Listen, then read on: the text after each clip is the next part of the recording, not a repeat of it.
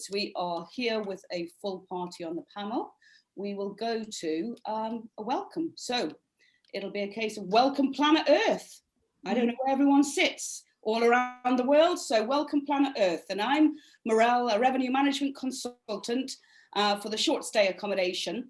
And I'm delighted that Zevu Academy have invited me to host this revenue party. Thank you very much. So who do we have with us today? Importantly, we have you, the audience, that is, in search always of continually improving, rebuilding margins, increasing asset values, and having growth strategies. Always the case and always should be the case. And we also have a very full deck now, and a deck of credible participants. And those participants range from the Ace of Clubs to the Queen of Hearts. And it's Andrew, Richie, Jade, and Jessie. So we'll come back to you guys in a minute for an intro. But we also have our raison d'etre, forgive the accent. A question which is historic data reliable for revenue management in the future? And before we go any further, it's important that we do a little bit of the housekeeping. So we've got around about 50 minutes of discussion, of which I'm going to ask a number of questions to our credible panel here. And the aim of those sort of questions being asked are really to lead through to hopefully answer the final question, which is, will historic data be reliable for revenue management in the future? So as we go through and as I'm asking questions, panel, please raise your hand if you want to jump in and add anything that anyone else has answered. It's an informal piece. It's really a collective and collaborative discussion, so don't hold back there. And once we've gone through that process, we've got the opportunity of having 20 minutes of questions from planet Earth. That's you, the audience. Don't sit back, don't rest on your laurels. This is going to be the one time that you can ask anything. There's no such thing as the stupid question, and you've got the opportunity to ask these experts that are on this panel today.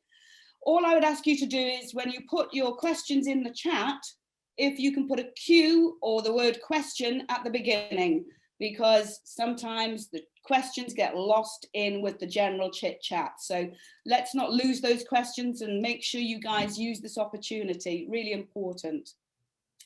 So let's kick off with a brief intro of our panelists. So we're going to start with Jade, just to give us a bit of an overview of what's your name, where you come from, what organization do you represent, and a little bit of your background. So can you kick us off there, Jade? Absolutely, yeah. So I work for a company called Transparent, and we're a vacation rental data company, and we provide insights for property managers to maximize their revenue is the short version. So all sorts of insights into kind of supply, demand, occupancy, rate, and so on, that allow you to optimize strategy and pricing and all that sort of stuff. I've been with Transparent about 2 years. We're based in Madrid ordinarily, but due to current circumstances, I'm back in the UK, sunny old England. Before working with Transparent, I was actually a revenue manager with a big property management company in London. Perfect, thank you very much, Jade. So a full remit of experience there, from hands-on through to the consultative piece and the strategies of marketing. So fantastic, and of course all aimed at maximizing profitability. So brilliant. So can we go maybe to Jessie next? Yep, thank you. Thanks for having me. I'm Jesse Lott. I am General Manager for Beyond Pricing in EMEA. About Beyond Pricing, we are a pricing and data insights platform. So in Tool, we have data that covers a lot of what the others will. Demand, supply, what the market's doing, as well as your own portfolio. And then the customization tools to act on those. So the pricing tools, the underlying algorithm as well. So we're here to make property managers' lives easier. Excellent. There's no one going to complain about an easy life. That's for sure, Jesse. So that's brilliant. Thank you. And can we go to Andrew next? Sure. Great to be here today. I'm Andrew. I'm the CEO and founder of Wheelhouse. Been in and around the category of pricing for a long time. Know it, love it. It's such an interesting challenge to work on, right? Every single owner is unique. Every single property is unique. Property managers obviously have to handle all these different types of owners as well. So I think it's a really nuanced, interesting problem. And of course, right now is probably the most interesting time I've seen in those 7.5 years of working in the category, right? Of how do we handle both during and post-pandemic pricing, right? So really excited. I think the crew today we've got together is an awesome crew. A lot of great teams here, people who have approached this question from a lot of different angles. So should be fun, but looking forward to both sharing opinions, answering questions, trying to be helpful, and hoping that everyone has a better 2021 than 2020. Perfect. That's brilliant. Thank you so much. And funny enough, just before we come to Richie, we were talking a little bit earlier about, certainly from a revenue management perspective, I'm sort of long in the tooth, 20 odd years in the revenue management domain. And certainly, you get in the humdrum of, year in and year out, same events, same different cycles of things. And actually, with the exception of the severity and the negative impacts on people and their health and lives of the pandemic, a crisis of any sorts for a revenue manager creates and stirs up a huge amount of hard work, but a huge amount of interest factor of that uncertainty. So yeah, it's to some degree not belittling the severity of the pandemic, but it can become quite an exciting time from a revenue management perspective and point of view. So totally agree with you there. Thanks very much for that, Andrew. Richie, over to you. Thank you, Miral. Hi, my name is Richie. I am a co-founder at Price Labs. I've done a bunch of roles, right from working in oil and gas to consulting to various other roles. I've been running Price Labs for the last 6 years. Similar to Jesse at Beyond Pricing and Andrew at Wheelhouse, we do dynamic pricing, revenue management for short-term rentals, right? And I am personally looking to learn from everyone here. I think I can contribute a little, but really learn a lot from this panel. So yeah, just excited to be here today. Perfect. Well, I think we can all agree that, is that my audio that's causing a problem? I'm not sure. Can everyone hear me okay? You're good. Okay. You're good now. Excellent. That's fantastic. Okay, so we can all agree we're really pleased to be here, which is great. And we've all got a lot to contribute and learn. I don't think you're alone there, Richie. I think we're all intending to learn something as well.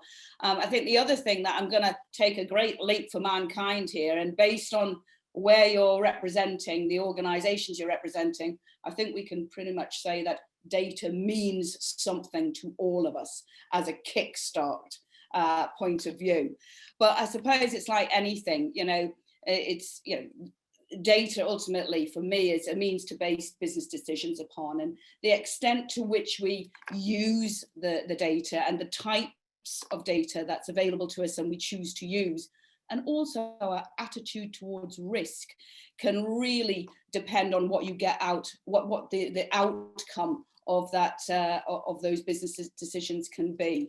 So I want to just use the opportunity to ease into the question, the big question, and paint a bit of a picture of data, statistics, trends, and what are generally used within revenue management and what are deemed to be successful everyday usage of data, and then really move through into, okay, we now know what people have available to them and what their uses are, and how can we then start to say, well, what's changed and where does the impact sit from a sort of post-pandemic point of view. So we're going to take that steady journey through. And I'm going to start really with Jade, drawing in on that revenue management experience that she's had with property managers in London previously, and really start to ask her, what are, I call them for data, things like key performance indicators and metrics, all meaning the same piece of statistics or data, information ultimately, all collectively. What what has she got, or what have you used as examples, Jade, of types of these metrics in your revenue management role, and today, of course? Yeah, so basically, I mean, I think you have core metrics that you want to track or target to inform your decision making. So you have the old favorites of occupancy and rate, of course, and RevPAR, which is kind of the next step there, as basically a function of rate and occupancy, giving you an average revenue that you can expect from an available day, which is always a good metric to rely on. And then pick up, for example, as well, which reflects demand, kind of a measure of bookings over a given time period. So all of those can be useful in different ways. And a common starting point when pricing using data is benchmarking from achieved rates. But actually this, coming back to our topic, this relies on historical market data. But increasingly managers are looking forward now, as historical data assumes no change in the market conditions. So supply and demand and so on and so forth. And I think this has been accelerated a lot by the pandemic and the unpredictability surrounding that. And historic precedents have actually become a lot less relevant very quickly.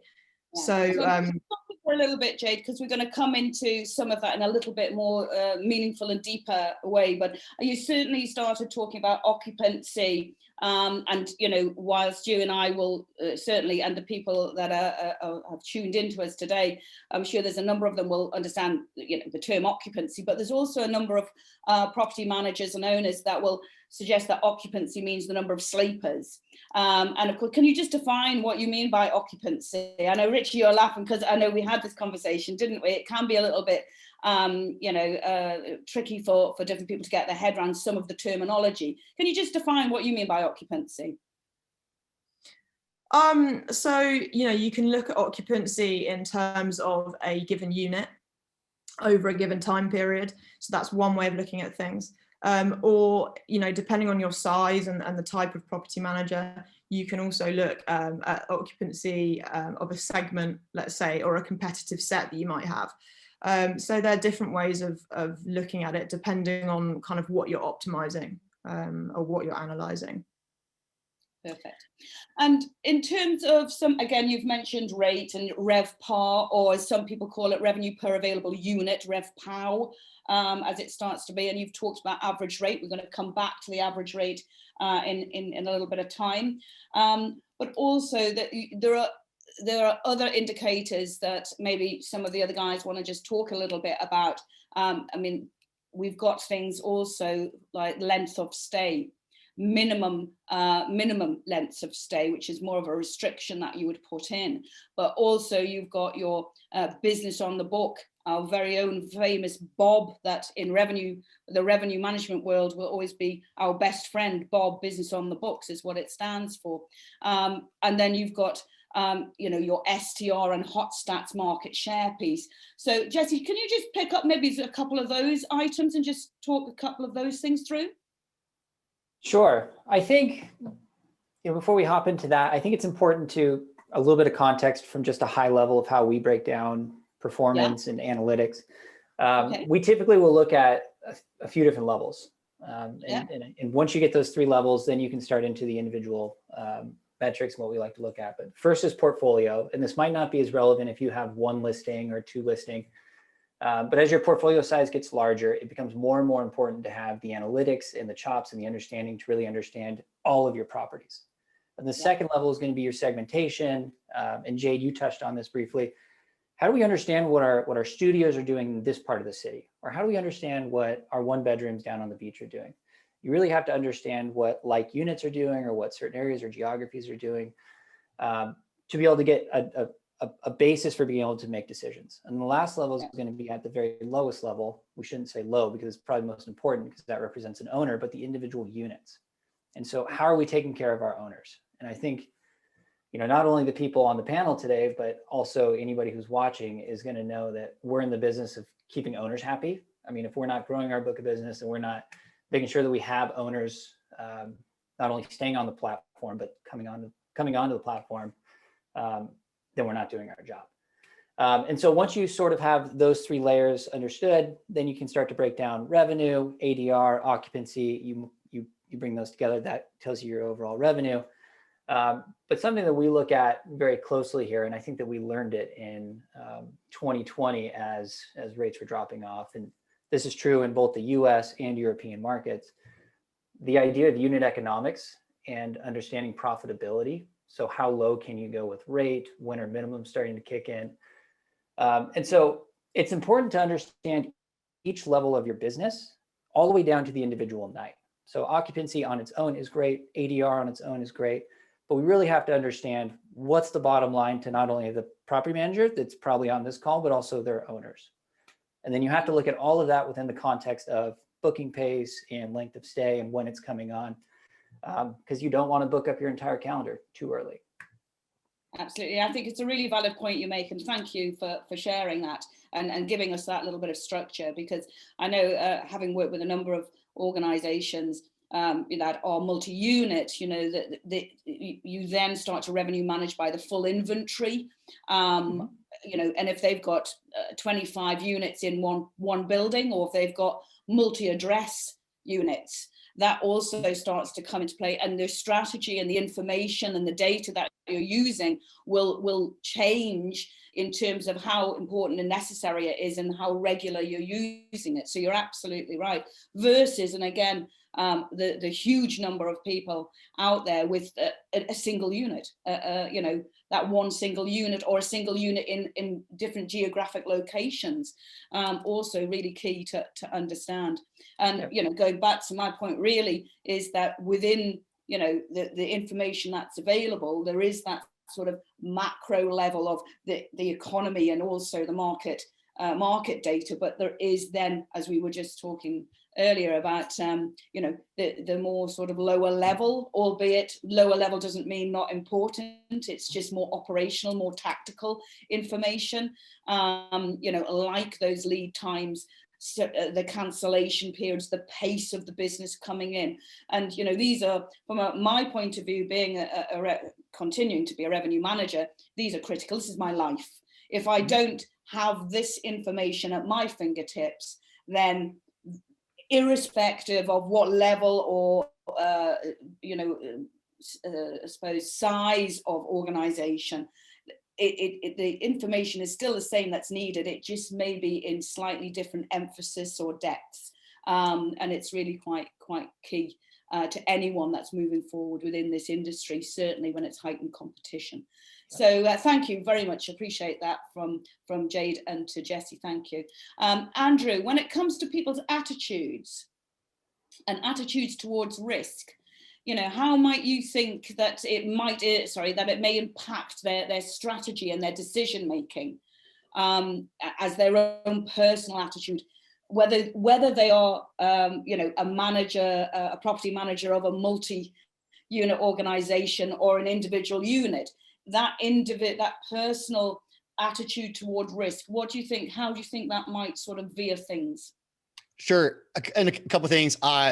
Definitely love those answers from Jade and Jessie. I think lead time and length of stay too are the two things across every market that we've seen change so much, and is why everyone kind of needs to look at their revenue strategy in 2021. It is different. That data is available, accessible. So definitely for everyone on this call, no matter where you are in the world, whether your market is booming or not, lead time and length of stay has changed, and really important things to know. And Jessie, I loved what you said about looking down through the portfolio, but also everything in hospitality is relevant. It's all kind of relative, right? If you tell me your occupancy or your revenue, I actually don't know anything about your business until I know how your competitive set and your market are performing as well. And how they did last year is less relevant. So what actually is more relevant is how your comp set is doing, right? So historic data is less important than comp set data, but I digress. So risk profile is a huge aspect of revenue management. So if you look at revenue management engines in general, we're going to try to maximize revenue in the most scenarios. Right? And if you think about a portfolio manager managing stocks, when people hand over their money to a portfolio manager, that manager usually doesn't say, we're going to take the riskiest strategy possible. Some do. But really, risk profiles it needs to be determined by the individual owner or operator, which is why a revenue management system where the owner has their hands on the machine is actually required. We can automate things, but we automate better when we know your strategy and your risk profile. And all of our tools need to work for the individual who says, hey, you know, I want to make sure that I've got my book of business 50 days out is really secure, and then I'll take a lot more risk later on. And we need to operate for the person who's like, I don't care about maximizing revenue through the winter months because I need to get 10K in the bank for spring repairs. There's so many different strategies, and there are different strategies, of course, from individual to individual, but even within a portfolio of properties, et cetera, that risk is the most important dial for you to understand and control across all of our platforms. A pricing engine that does not understand your risk profile is actually is not going to achieve your goals. Is a simple way to put it. So risk is the most important thing for individual owners to take into account on their own. Totally agree. And you know something, risk is something that doesn't get talked about an awful lot, you know, across the property managers community that I've been involved with. And certainly I know from my experience in the corporate world that, you know, whenever I used to go for a job interview as revenue manager, the first thing I would sit and ask the general manager of a hotel would be, you know, how many insurances do you have out personally? And, you know, what level of, you know, how are you insuring yourself, buffering yourself up, because your level of your attitude towards risk as a person is really quite a low level risk. You know, where have you put your pension funds? Where are you investing your money? Are they those low level risk return pieces, or are you right there with those high pieces, you know, in the stock exchange, you know? And because I've been in a position where you say, okay, my recommendations, whether that's through an automated tool or from a manual perspective, to say the recommendations for the next 3 weeks are A, B, and C. And I know that we've got high demand and we can hold out. And for a lot of people that are in the revenue management function, it's called having ice in your stomach. It is really hold out. And, you know, whilst you're the revenue manager, you can say, we're going to hold out for this. The general manager or the property owner or the investor will say, I want bums in beds. Now, that's a low risk strategy. That's not maximizing that money as much as you possibly can. Yeah.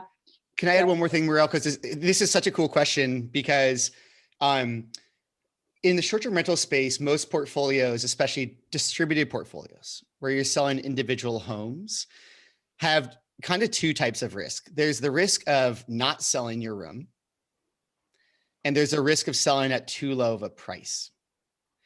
And it's harder than hotels, right? Hotels have a portfolio of rooms they can sell up, and they can learn from their book of business in a different type of way.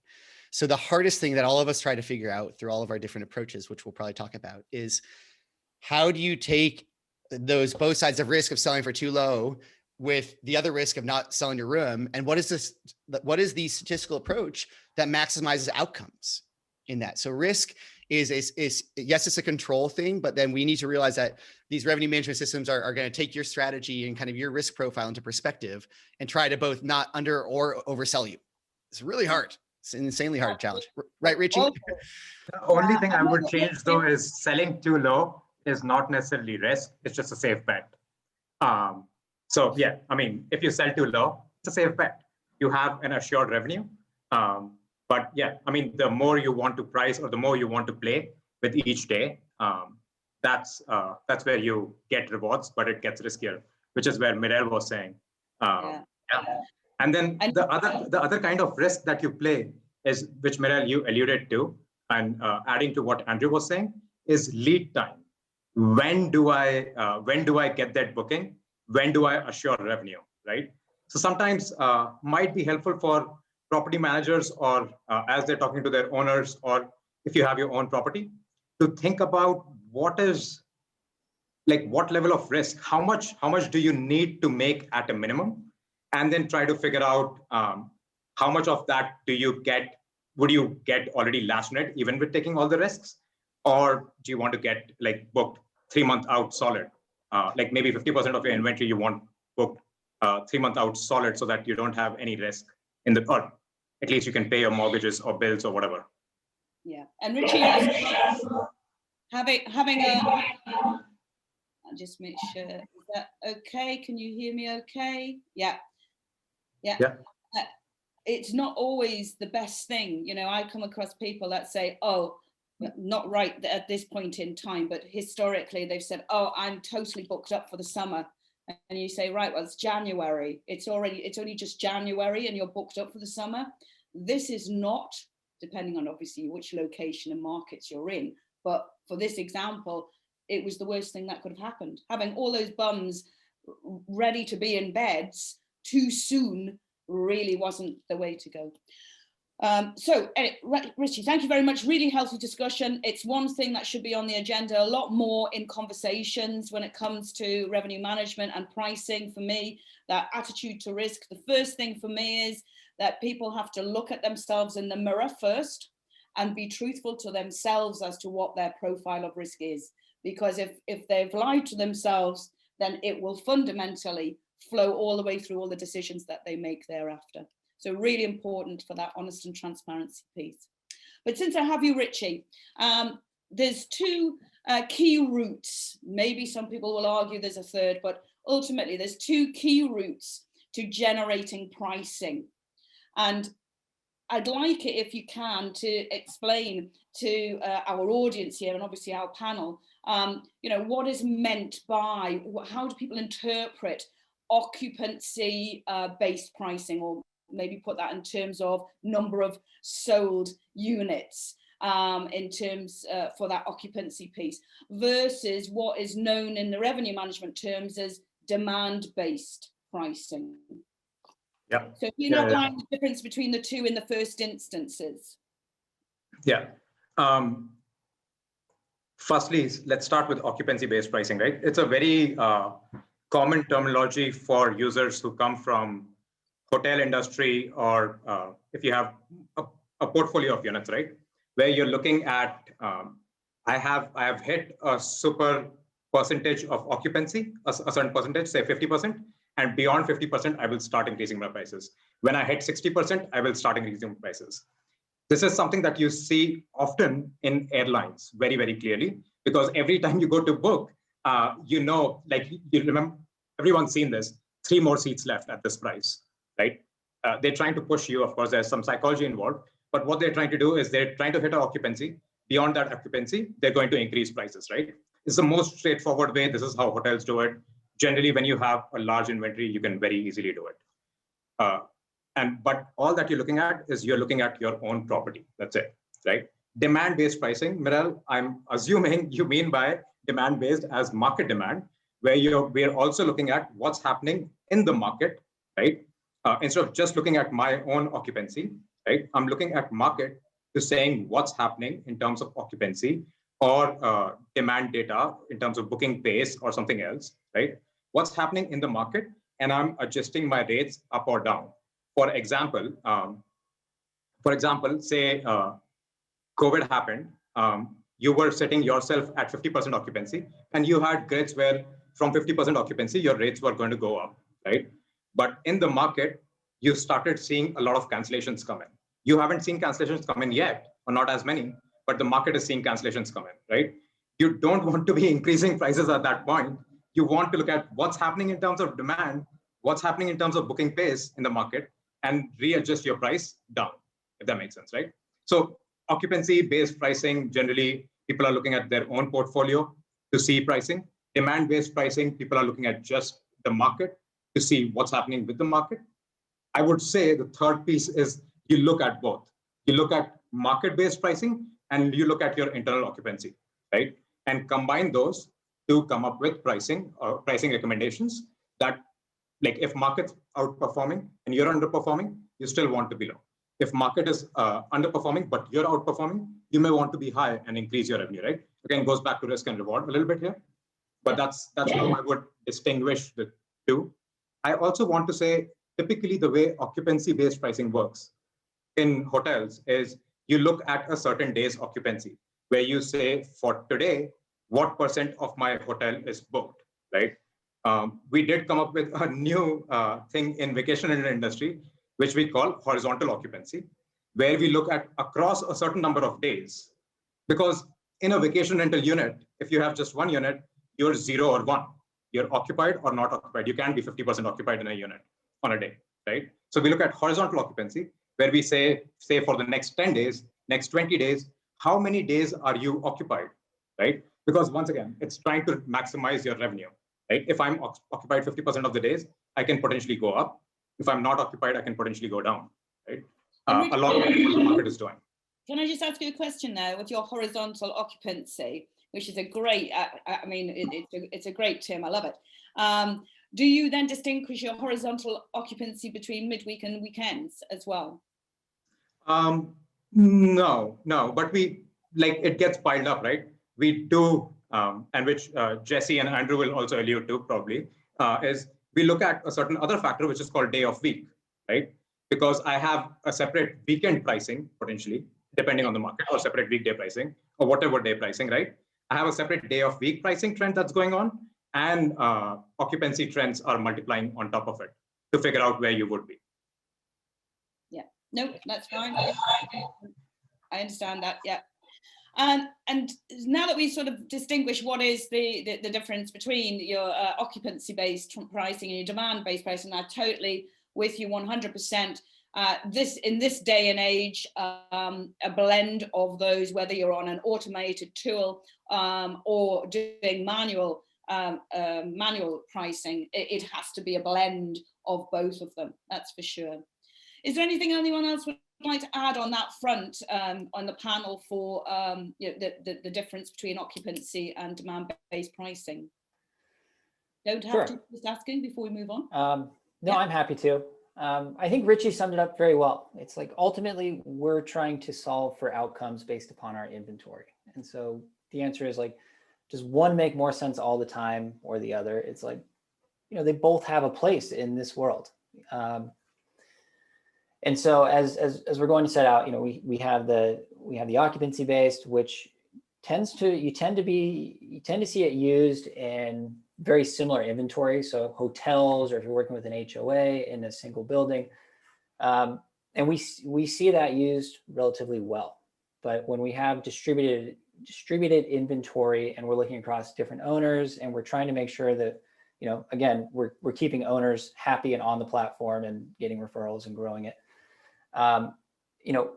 We want to make sure that we're pricing every individual night correctly, and we're honing in on what prices should be in a given unit for that given owner or for yourself.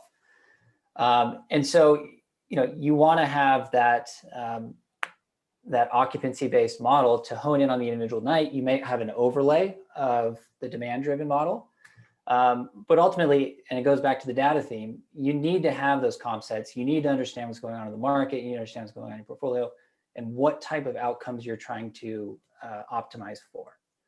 Yeah, no, perfectly well placed. Well done, Jesse. Thank you very much for that. I want to just come a little bit, still on the same strain a little bit, is obviously accommodation is a perishable good. So we generally are not pricing for the history. So we're always generally pricing for the future dates because we can't do anything about something that has perished. And on the basis of that, that really starts to become a revenue forecasting piece. And it's interesting for me to understand, based on what we've talked about there from, demand versus occupancy, what information is it that is used by property managers or revenue managers to put together that revenue forecast, not specifically pricing, although that is part of that piece, but the revenue forecast of their occupancy and the forecast of their average rate and their revenue, for future dates. Where will they be getting some of that information from? I think, Jade, you hinted at it a little bit when we very first started in terms of the types of information available. Does anyone want to pick that up specifically? So you're saying where can people get information to do proper forecasting? Is that? Yeah, correct. Yeah. I bet everyone on this panel has within our tools themselves, there's some aspect of our software that could be helpful. Obviously, a forecast is a prediction. Predictions change, as most dramatically we've seen recently when COVID hit. Forecasts were worthless.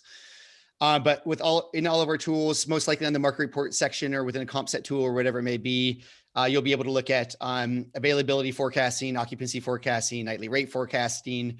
Some of us will even be more specific around, like, for this property, here's the expected rate you can achieve. But in general, forecasting is translating, like, what's the expected nightly rate multiplied by expected occupancy. And again, like, this changes. And the thing that makes our space so fun and so hard is every day is different. Morel, you just asked about weekends versus weekdays. Every inventory type is different. That means an 8-bedroom books far differently than a 1-bedroom. So forecasting is far different for that. Obviously, you have specific locations. So neighborhoods all book differently. So basically pacing curves, which are, how are you going to pace up, and really combined with, again, nightly rate tells you what your expected revenue is going to be, because that's so different for every single day. And you can just go look at how variable lead time is for a given day. Forecasting's really hard, but achievable through all of our platforms, I would say.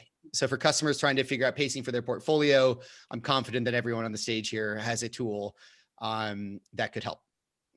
Absolutely. And I think, it goes without saying that you have to have this information, whether you're looking at that macro piece of the economy in your local economy or your market demand.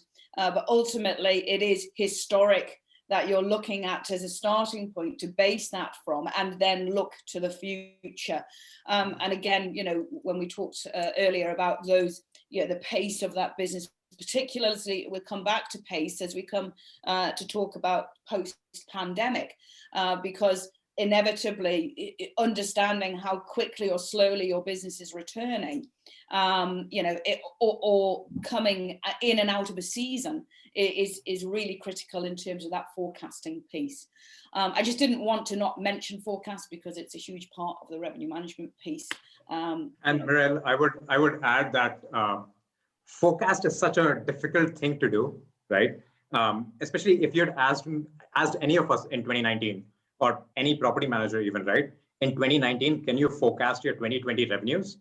The markets were so stable that you could literally do a time series over the last couple of years, maybe see if you were under or over the market and come up with a forecast for your next year. But right now, with all the lockdowns and no clue when those lockdowns will come up, right? Or come up or will be removed, right? It's really hard. But if you're in a certain market, for example, if you're in US vacation rental market, right? You could still forecast because they didn't see as much of a drop as Europe did in terms of changes in occupancy and not knowing when the markets will open up, right?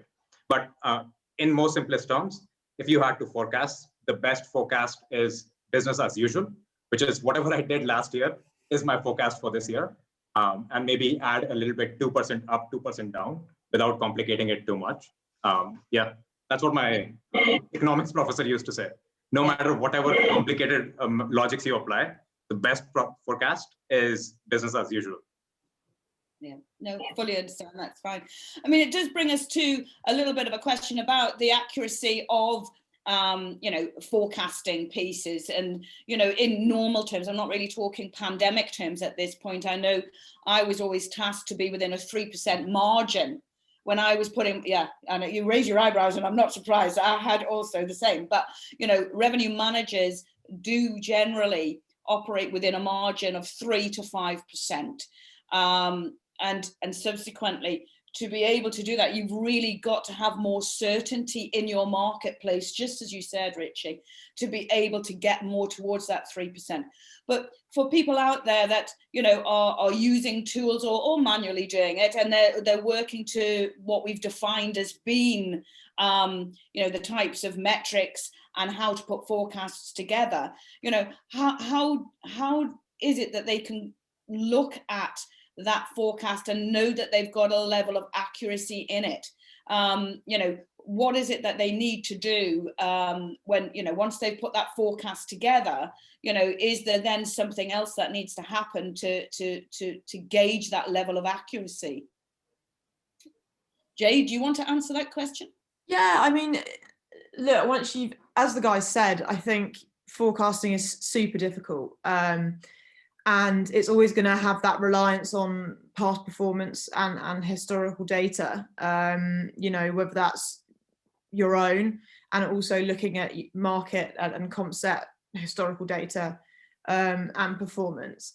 And certainly pacing, which is one of the kind of methods or metrics I was going to talk about earlier as well, and something that Andrew was touching on as well. The pacing is a super important thing that comes into play there, where you've got a forecast kind of curve of whether it's kind of booked ADR or whether it's occupancy, a curve that you're working towards, and you're able to track your own performance and progress against that curve. That's probably the most kind of visual way of understanding forecasting and the success of that forecasting, I suppose. So yeah, I think pacing comes into it a lot, and in general, making those comparisons between historical data points and the pacing, as I mentioned, and drawing the comparisons between your own performance and the market and different competitive sets. Totally. Again, 100% agree with you. And, from an experienced revenue management perspective, the term that is tended to be used is backcasting. You have a forecast where you're looking into the future, and your backcasting is you're looking backwards over those decisions that were made as a backcasting piece. And you're absolutely right. And I tend to find, people that I work with don't tend to put a lot of effort, forgive me if that sounds rude, into putting a projection or a forecast down on paper. It tends to be one number. It tends to be a revenue number. And that's where they hang everything on. By the end of this month, or by the end of this week, or the end of this quarter, this is the amount of money that I want to have.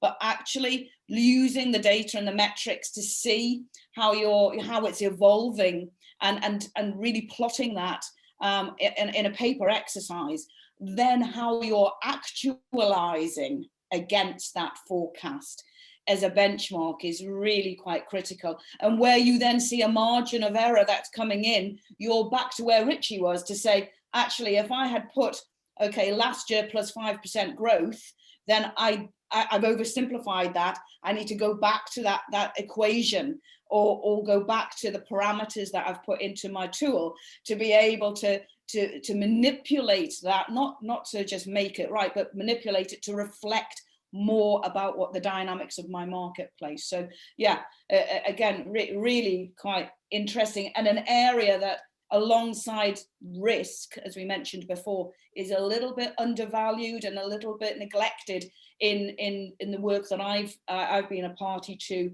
with some of the client base that I have. So definitely worthwhile doing. And Mirel, if I could offer a slightly controversial opinion, which is, I personally don't recommend people use the term forecast. You should have a term forecast, but what you should align yourself to is a budget, which is where you want to be, right? Because forecast can change every day, should change every day. And especially if you're tying your revenue managers to be within 3 to 5% of the forecast, they will sandbag you. They will probably underpin or they try to undersell. They could potentially undersell. Even some of the sales guys that I worked with, I'd have a budget or a quota, but then I'd have what your forecast is, right? You don't want to hold them too tightly to forecast, because then they would sandbag you and they try to meet that forecast, whereas trying to overachieve on that forecast, right? So yeah, I mean, budget as one word that people should think about where they want to be. And then forecast is, of course, how you're trending towards that budget a little bit. What are you going to do to get to that budget, or maybe exceed it? Richie, I agree. It's good that you challenge what I've said. You're absolutely right. Budget is the way it should be. I don't know too many property managers on the smaller scale of property management that do put a budget together on a revenue budget with some of those metrics like occupancy rate and average rate, etc. And you're absolutely right. Budget, it's that saying that I grew up with, that I think I forgot it right. If you reach for the moon, you might hit the stars, because it stretches you. But yes, absolutely, budget is there. And as and when and should you not be anywhere near your budget for whatever reason, you still need to be looking at that forecast. So it does play a part, but absolutely right. Yeah, Perfect. Yeah, and I think reviewing that forecast as well is an important element. So definitely, as Richie said, I'm totally on that bandwagon of having that threshold to achieve, and then in a way having the opinion that anything exceeding that is a good thing, and not kind of like constraining yourself with a forecast, but important to remember that forecast is never set in stone. You know, it's very much a pencil line that you can come back and add some kind of hindsight to, if you will. Perfect. So we've heard about types of data that are successfully used in revenue management. We've heard about demand versus occupancy-based pricing. We've had a little look there about forecast and backcasting, for want of an expression. And I know a lot of owners and managers that operate on a daily basis with daily fixed pricing, fearful that if the rate drops below the fixed price that they've determined, that they won't break even. My rate is €95 every day. Well, maybe on Wednesday, it could be 95, but on Thursday, what about 90? No, I'll never break even. That's the kinds of conversations I've had in my history. And so what I want to bring into play here a little bit is, the revenue management, really does have to take into consideration. We've sort of mentioned it very briefly as we've gone through, but something called that dynamic pricing. So dynamic pricing versus fixed pricing, and what is that? And really also where average rate fits into this. And ideally, I'd like to go to Richie first, and then come to you, Andrew, if I can. I've been speaking a lot. I'm absolutely okay to pass the baton to someone else if someone else wants to jump in. Andrew, do you want to jump in?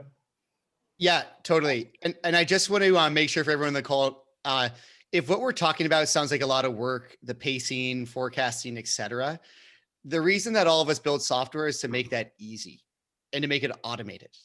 And we do what's called predictive and reactive modeling, which basically helps automate. We're pacing you against market and your comp set, right? So this is saying that you can use software to make your business run more effectively. And yes, it's still important to interact with it and look at the data and make adjustments around your strategy, right? Because your risk profile will vary.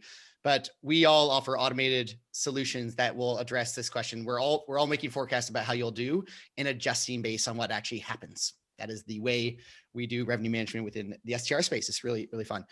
To your question of dynamic pricing versus flat rate. So the whole point of dynamic pricing is basically matching demand and supply.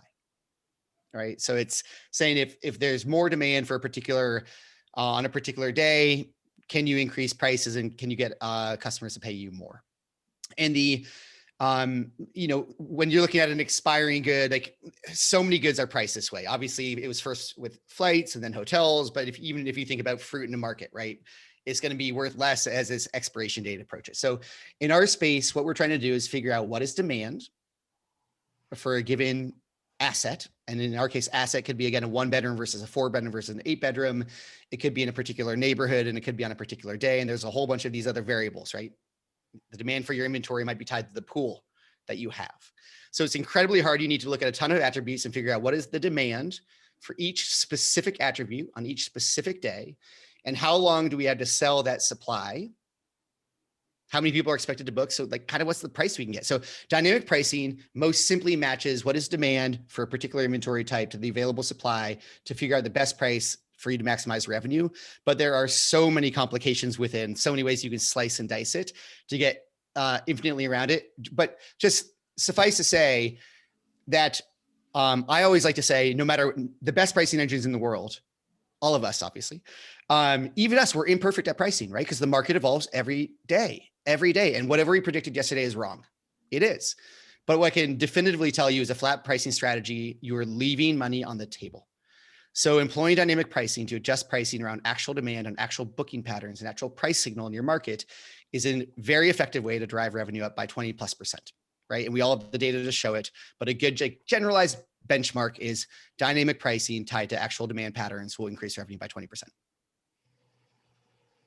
Yeah, and to add to Andrew, the difference between fixed and dynamic then becomes really the frequency with which you're changing that data, which is where automated tools like Beyond Pricing or Wheelhouse or Price Labs come in, we do it more frequently because we know lead times are changing, market conditions are changing. So you could have a very up and down price. Not necessarily, you don't need to have a flat price.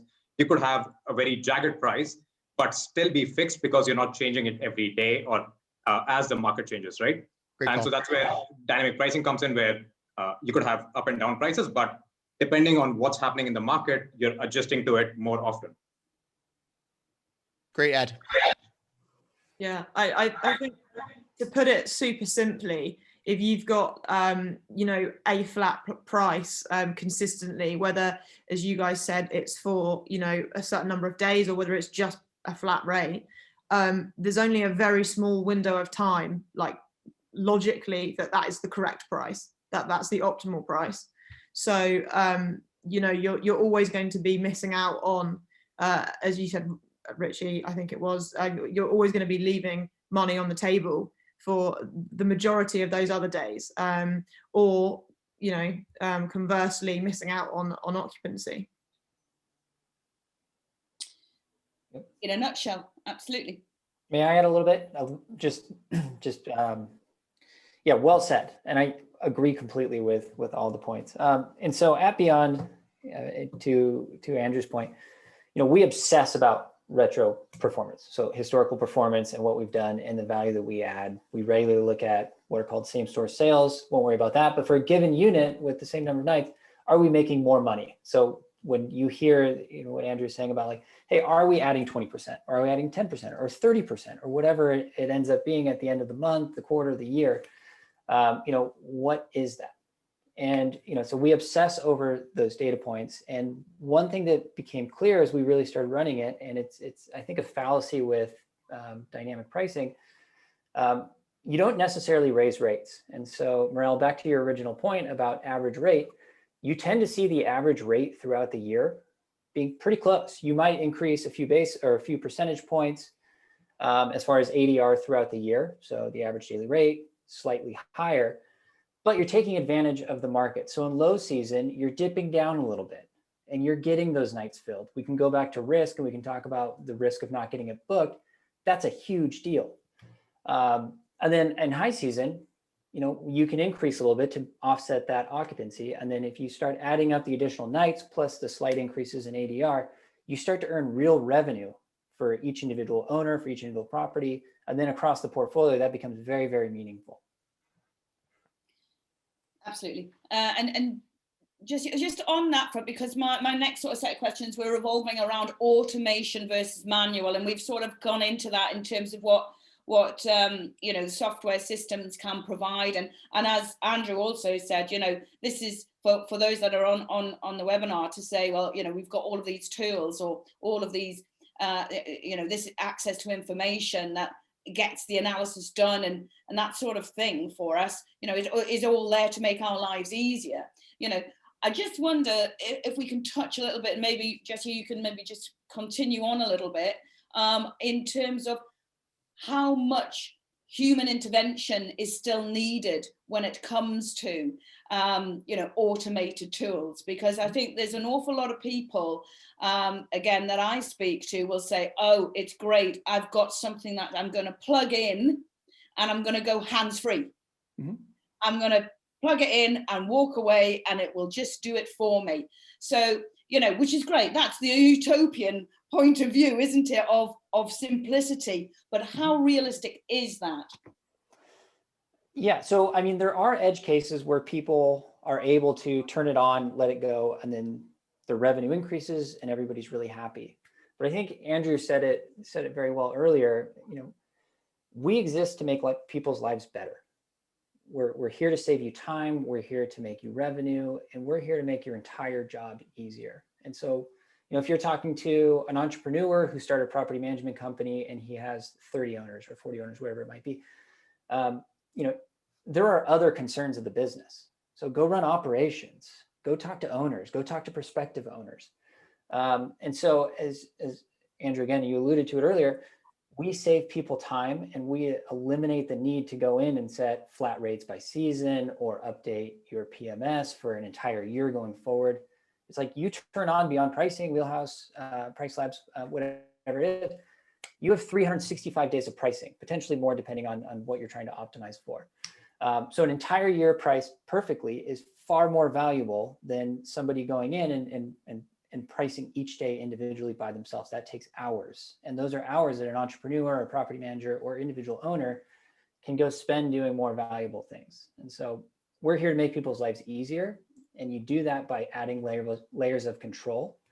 And so in any property or pricing system, you're going to have customizations. You're going to have ways to shave off hours of your life that you can add to a best-in-class algorithm and getting pricing right day by day.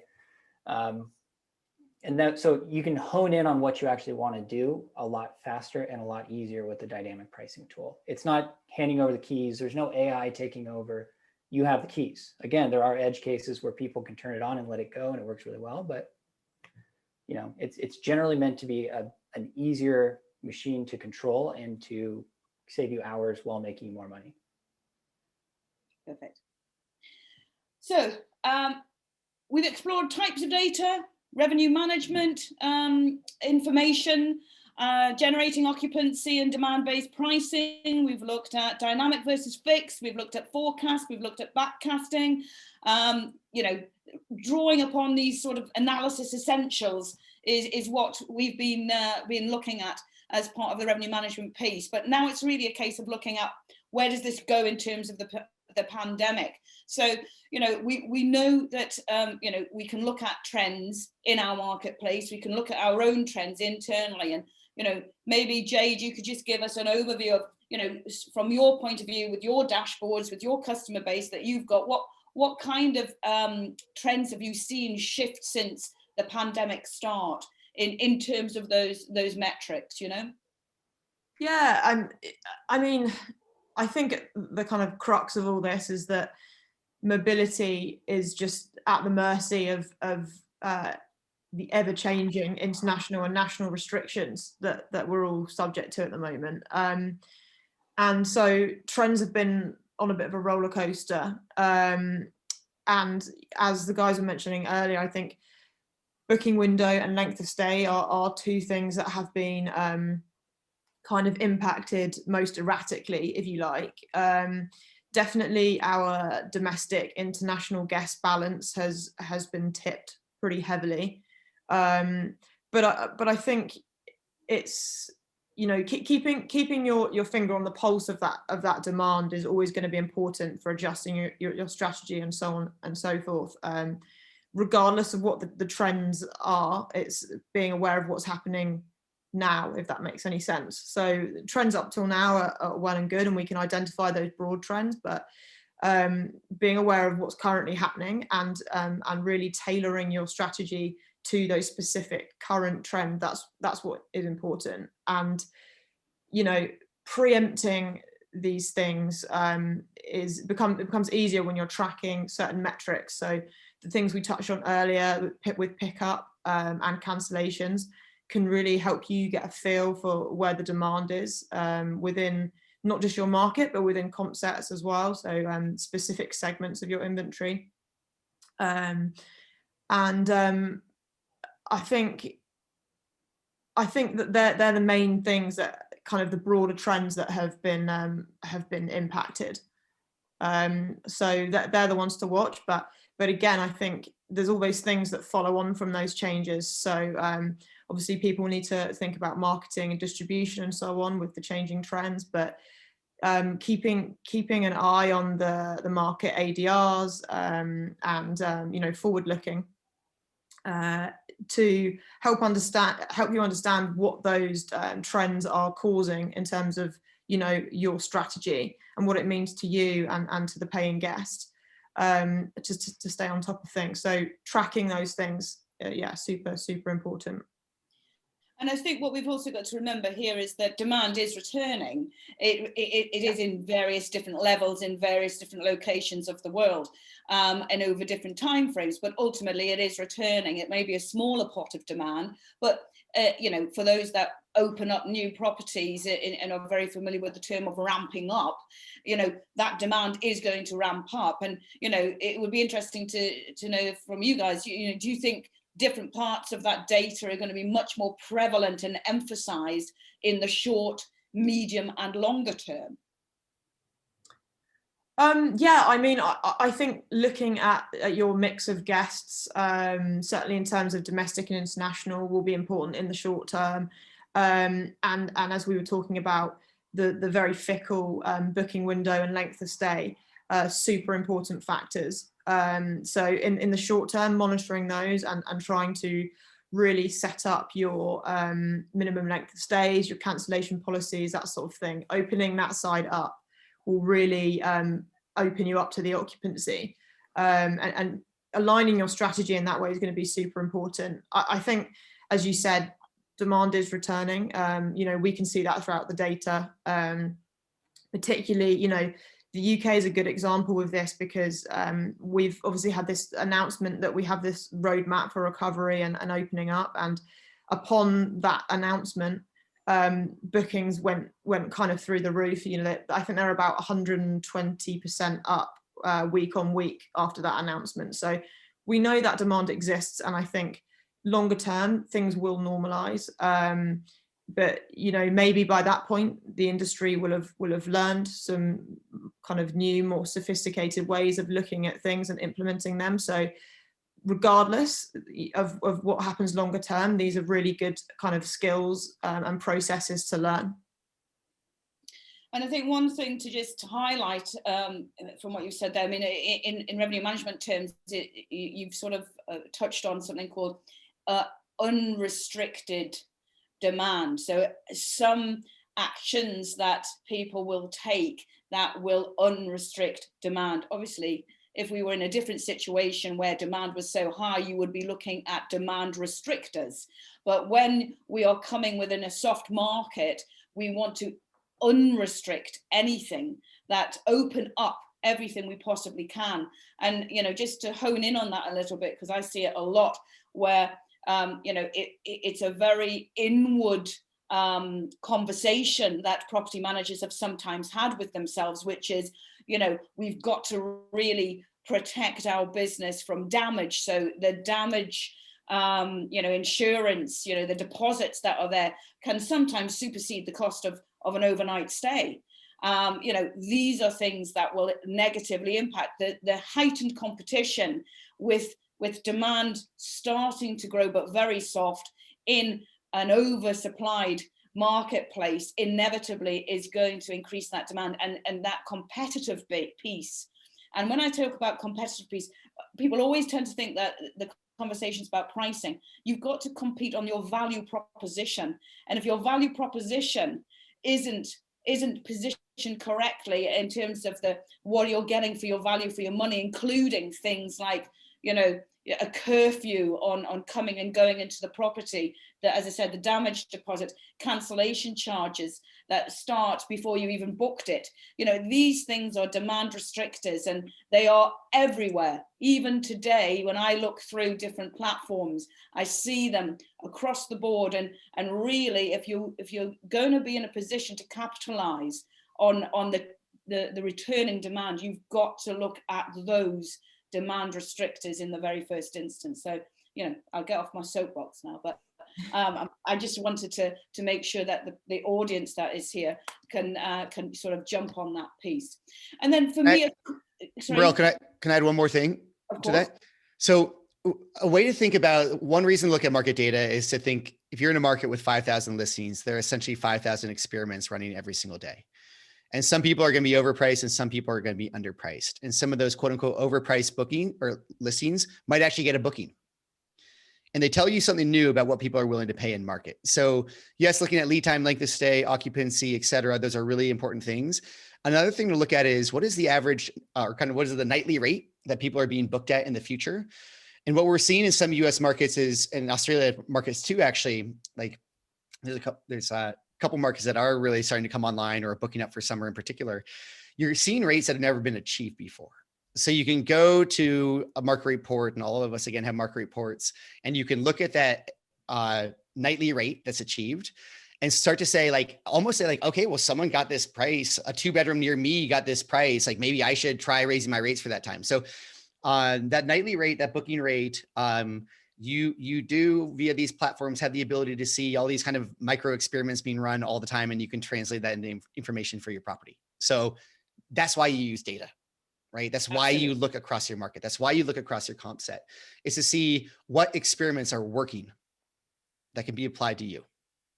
Yeah, and on top of looking at achieved kind of forward-looking data, if you like, you've also got advertised rates as well, which can be super interesting to understand exactly how your competitive set is pricing, you know, how a particular segment of properties is currently pricing and where you sit in that bracket. And then again, referring back to the kind of achieved booked ADR, as you said, Andrew. Yeah, perfect. Miral, if I could interject, I do have a question for others. What is everyone seeing in terms of supply, right? I mean, are you guys seeing a supply shrinkage compared to, I have my own, like I have seen my own data, but of course it's really hard to see global data. You only see certain markets where it makes sense. But what are you guys seeing in terms of supply? Because yeah, I don't want to taint it by saying what I am seeing, but what are you guys seeing in terms of supply now compared to what it used to be in various markets? Who wants to go? I'm happy to hop in. Richie, I think it's a cool question. So the most interesting thing that we're still seeing in supply, and the non-obvious thing about the short-term rental space, is supply in the future decreases, meaning that a lot of inventory, whether it's offline permanently or whether it's offline temporarily, in the future, we see a lot less supply available. What we don't know yet is how much of that supply will become available as like either markets open, as people open up their calendars again. So I would say supply is, what's a generalized statement about supply? The most important thing for everyone in every market is to look at available supply, looking into the future. It has changed pretty dramatically. Some markets are up, some are down. But in general, you can look into the future and you can see that there's less supply available in the far future. And the question is, how much more will become available as state dates approach? It's a really weird phenomenon within the short-term rental space. It's the equivalent of saying, as a flight is about to depart, the airline's adding more seats. That doesn't happen. In the short-term rental space, that does. So one of the many eccentricities of our category. Richie, what are you seeing? It really varies, right? We had not seen so much changes in supply historically as we are seeing now. And like one, of course, there is changes in supply because people don't have their calendars open for whatever, a year out, right? People have calendars open for 30 days or 90 days or 180 days, which is a demand restrictor. Going back to Miral, don't limit your calendars, open up as far and wide as you can. Just try to optimize for revenue by minimum stays or price or whatever, right? But don't try to restrict demand as much. But that used to happen a lot before, and it still does. But I honestly don't know. My hypothesis is that a lot of people have taken their supply offline into long-term leases, especially in Europe, and don't know when those long-term leases end. Like I have some customers who have put long-term leases as late as December of last year, right? So like 4 months ago. So when they were competing for demand in 2019, but for the next year, they may not be competing for demand. So there could be a position where you're now suddenly higher demand than supply, which traditionally has not been the case in our industry. In most markets, there's generally an oversupply compared to a demand. But yeah. What about hotel inventory, right? Hotel inventory is going to look totally different after. I would imagine it would stay the same. Miral, you're the expert in hotels. What do you think is happening on the hotel inventory side? Yeah, it's definitely a number of a percentage of those that close will not be reopening their doors. But when you look at STR Global, I'm sure you're familiar with STR Global. They operate with a report which shows you pipeline, and the amount of pipeline that is in the pipeline for the next 12 to 18 months will certainly then counterbalance what the decline of supply has been in the marketplaces on that. Yeah, just to add to that, we obviously have a lot of global data, and supply is one of the things we look at. we have a resource that I think you'll find quite helpful, like the panel and the audience alike. We have a recovery tracker on our website, and one of the tabs fits very nicely with what you were asking, Richie. It's the kind of the change in vacation rental supply, and it's all broken down by country, so you can see the differences between last January and this January. Most places have seen a slight decline, and you know, for my part, I suspect, Richie, what you said is pretty on the money, that people are removing that supply and kind of counting on the longer term lets for now. But up until this point, it's been consistently growing, you know, year on year. So I suspect that it will pick up again and it will continue to grow further. But you can keep tabs on that on the website, and I'm sure we can share that resource with everyone afterwards. There's you know, ADR, bookings, supply, yeah, all that kind of thing, occupancy, that you can keep tabs on there that will help inform your decisions. I could feel an integration coming on somewhere. Yeah. Anyway, we're starting to run out of time. I'm conscious we are a little bit over. There's just one final sort of question that hinges on our major question, and that's really a case of going back to that: does historic data you know, become reliable for revenue management into the future? And for me, I was looking at it from, you know, if we took a year-on-year like for like time frame from 2020 or even 2021, you know, would we be able to use that historic data from that time frame in our forecasting or budget setting, Richie, to keep me online with you, or in the dynamic pricing? You know, where is it that information that's held from 2020 and 21, you know, where is that going to manifest itself? And you know, is any of it or all of it or some of it in a position to be used? And if I can go straight to Jesse for that. Mm-hmm. Sure, thanks. The short answer is yes. Like nothing should happen in a vacuum. When we're doing analysis, we're trying to understand our portfolio or individual property. I mean, we need to have some sort of historical and some sort of benchmark to work off of. And it also vary a lot by market. I mean, we have UK, which is just starting to pick up, continental Europe, which is still pretty slow, the US, which is absolutely booming right now. And so I think that this is, you know, there's ramifications of where you sit geographically as far as how relevant 2020 is going to be. So 2020 versus 2021, 2021 is looking better pretty much across the board. But if you're in a market that is still very slow, you take a look at 2019. You know, we have that all over our platform. It's become the benchmark for a lot of sort of for performance and strategy. And so getting an understanding of what happened historically is incredibly important. If for nothing else, to give you an idea of where you were relative.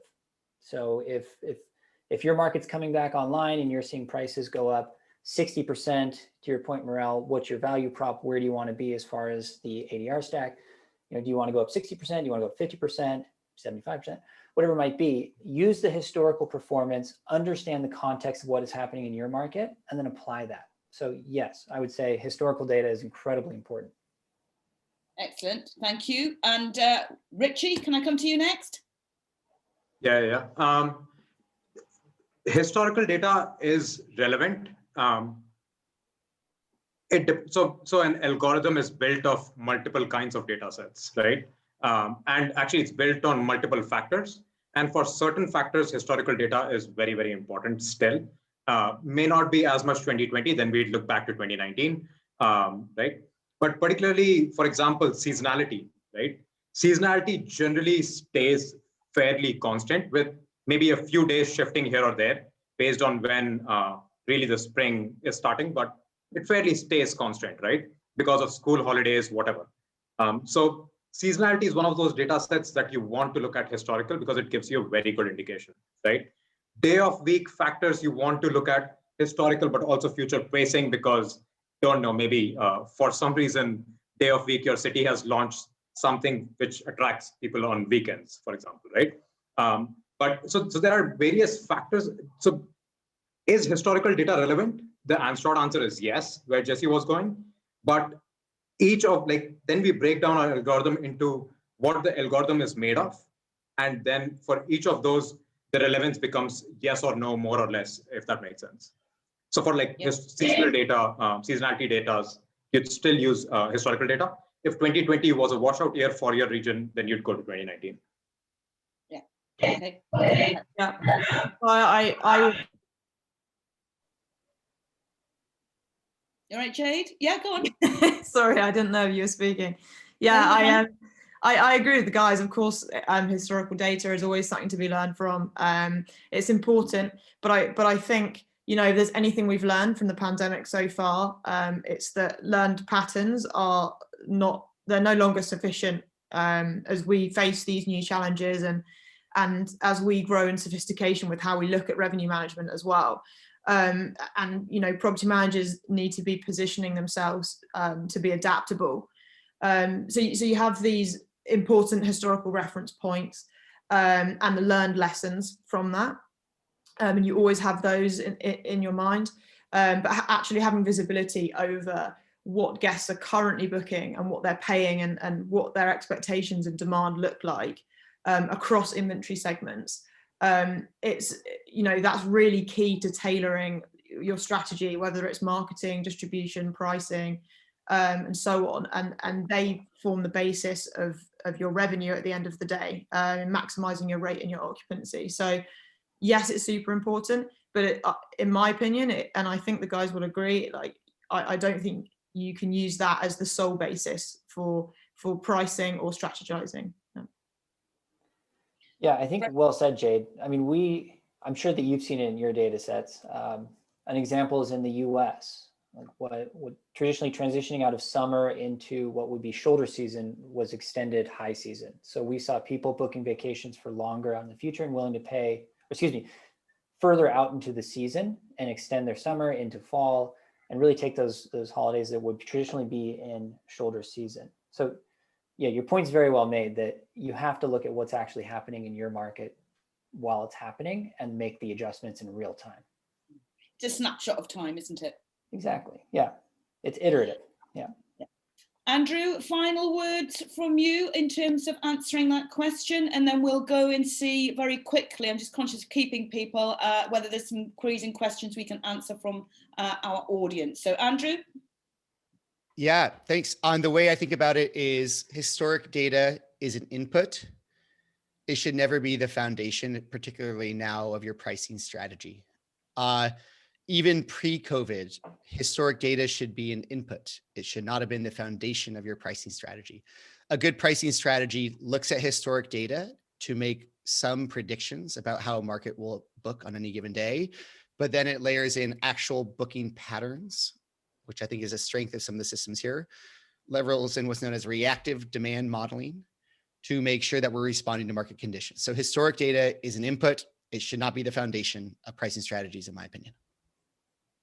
Very good. Some keywords there: visibility from Jade, and certainly you know, the input element from yourself as well, and of course some really solid information there from Jesse and Richie as well. So on that basis, I know we were just going to have a look at, I think I was going to get a little bit of a helping hand on just checking to see if we had any questions from our audience. So let me just...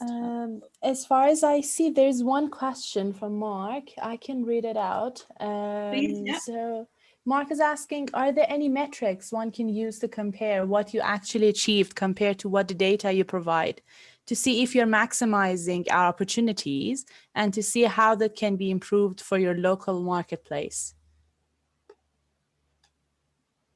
Okay, is that does anyone in particular want to answer that? I believe it's, and Mark, maybe you can clarify.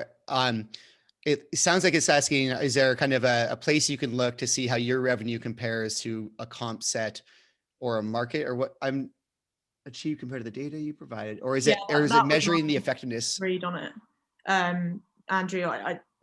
I was struggling to understand the wording there a bit, and then struggling to unmute myself. But no, if I understand the question. I think it is about comparing your own kind of performance against your comp sets or your market.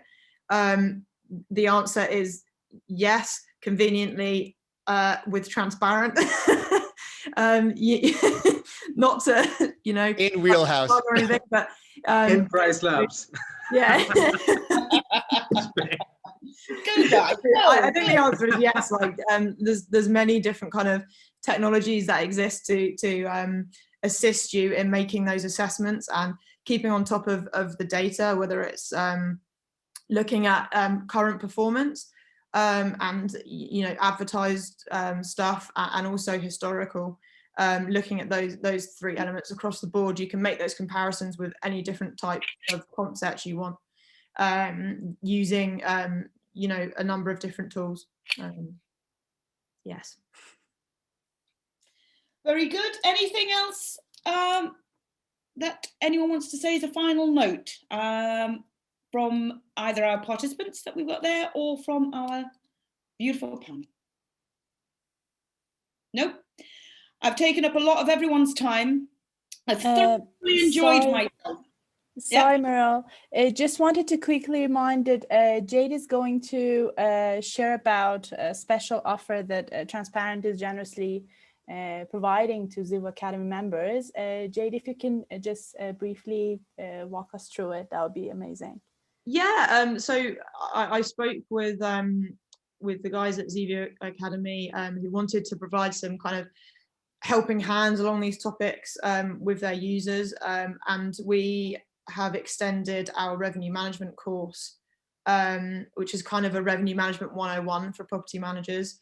Covers a load of different topics, and you can access that for free if you're a Zivu Academy user. So I think you guys are going to distribute that. I've handed over the materials, so you should be able to access that through the website. And yeah, as I said, absolutely free for you guys, and hopefully it gives you some pointers. Great opportunity for all budding revenue managers. More of those. I'm always in favour. Brilliant. Listen, I've enjoyed myself probably too much. I've kept everyone far too long. It's great conversations. They're really healthy. To be honest, I could get a glass of wine and we could just keep going. It would be brilliant. But I'll let everyone go to their homes, their families, and whatever else they're working on, and wish you all really all the best. Certainly ramping up with all those metrics. You've got an awful lot that everyone needs to get on with, so I'm quite sure everyone will be very successful, and I look forward to seeing you again and talking about another subject and another question. So thanks again and good night.